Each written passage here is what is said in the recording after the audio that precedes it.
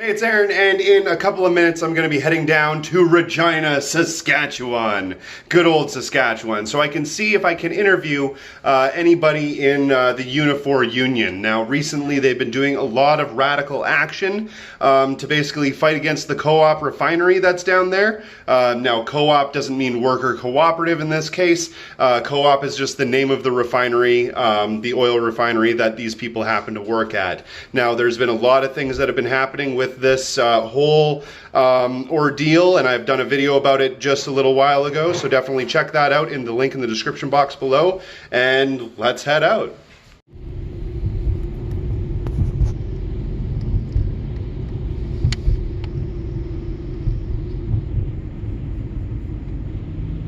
Hey, it's Aaron, and I'm doing a bit of a road trip today. I'm on my way down to the Unifor protest that's happening at the co-op refinery way down in Regina, Saskatchewan. So I'm going to see if I can talk to some of the union members there. Yesterday, they ended up having unions from all across Canada come down, fly down, and join them in solidarity. There were hundreds of people there. Unfortunately, I wasn't able to see that, but hopefully there is still some things going on today that we can take a look at and document. From what I've seen, there wasn't any full riot gear dressed police officers there at the time, but apparently they did have all of their gear and shields and so forth stashed away inside of their cruisers. So that should be interesting. So I'm going to do a little bit of a flyby. I'm going to see what everything is looking like, and then hopefully we can jump in and talk to a few people. So let's see what we can do.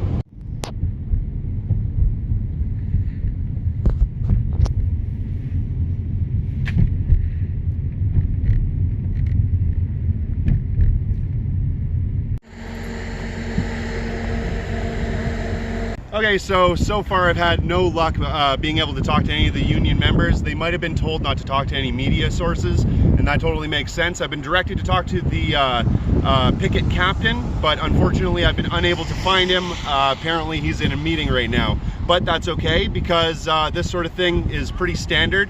So we're gonna take a couple of circles around the block. Hopefully we'll be able to talk to some of the people that are picketing, and if not, then you know what, not a big loss. There's still a lot of awesome action that is happening here today, and I'm really proud to see it. So thank you very much. Okay, so it looks like my constant fuckery has gotten me an in on talking to Kevin Bittman, basically the Unifor president. So that's really cool. So we're gonna just spin around now and go talk to him and hopefully have a good interview. So let's check that out. It's Aaron, I'm here with Kevin Bittman, president, and I want to talk to you a little bit about what you guys are doing here today and tell me all about why you guys started this whole protest. Well, really what we're here for is, you know, we started bargaining with the company early in the year. They wanted to attack our pensions. They put a proposal on the table that really would take, you know, in the first year, take 15% out of our pockets and half our pensions. So, you know, no worker in the world would accept that. So we ended up that they locked us out to try and get it. And we're here and we said, you know, the Unifor National Picket Line said, you know what, you locked our workers out, so we're going to lock you out. So we put up the fences, and nobody's been in or out since we put it up on Monday. That's fantastic. So tell me a little bit about some of the actions that you guys have performed so far since the beginning. Well, really, we started with just, you know, information, and as the truckers came up and stuff, we just, you know, gave them pamphlets. We started at 15 minutes, went up to half an hour, went up to an hour, went up to 2 hours, went up to 3 hours, went to court a couple times. We have an injunction right now against 594 that says that we can only hold trucks up for 10 minutes at a time, or until they want to go through. We communicate with them for 10 minutes. The National came in and they said, you know what, we're going to set up our own picket lines, and this is what it is, and nobody's been in ever since. Okay, now I also heard that over the last couple of days there's been some legal trouble. Can you tell me a little bit about that? Well, really, when they filed their first order, the judge, we actually asked for an adjournment because we didn't have enough time to go through the documents. During that adjournment, the judge put a 5-minute limit on how long we could hold people up. We didn't follow that, and so then they took us to court on contempt, and we were found in contempt of that order, and they fined us $100,000 for it. You know what? There is no kind of action that is ever going to be heard by the people unless it's radical action, and I think that's fantastic that you guys are doing that. Can you tell me a little bit more about what was going on with the helicopter? Well, really, when we set up our picket line, so obviously they started day 3, so they said it was because they weren't getting let in. but really they had them pre-booked. So they tried to play it off as we weren't allowing them in, but they obviously had them pre-booked, so they started flying over top of our lines. So that was their attempt, and obviously they talk about they need our pension because it's sustainability, but they fly 25 helicopters over our lines every day. So it's not about sustainability, it's about breaking us. And you know what? The rules are rigged against the worker.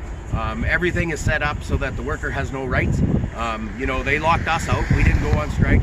Then they're allowed to have business as usual. No thanks. We're not going to sit at home and wait for them to call us back. We're going to do what it takes to get a deal that respects us. That's absolutely wonderful. Thanks very much for talking to me. Right on. I really Thank appreciate you. it. Yeah, Have for a nice sure. day. Thank you. All right. Thank you very much, guys. Have a great day.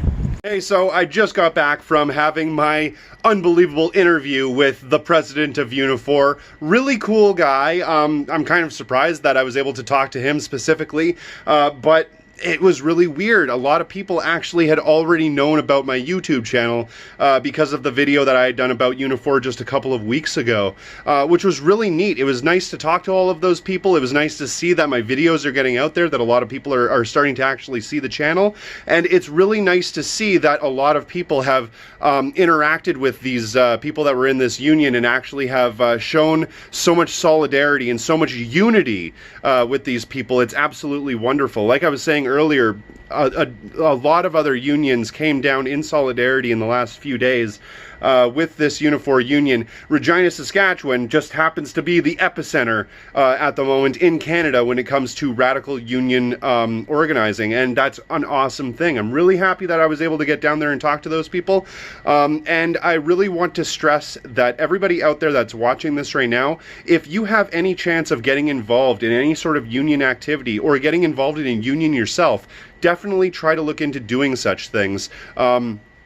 In the YouTube universe sphere, we're even working on trying to get in on some sort of union as well. We're talking to the IWW and that sort of thing so we can get a YouTube creators union going along with American Johnson and a lot of other people.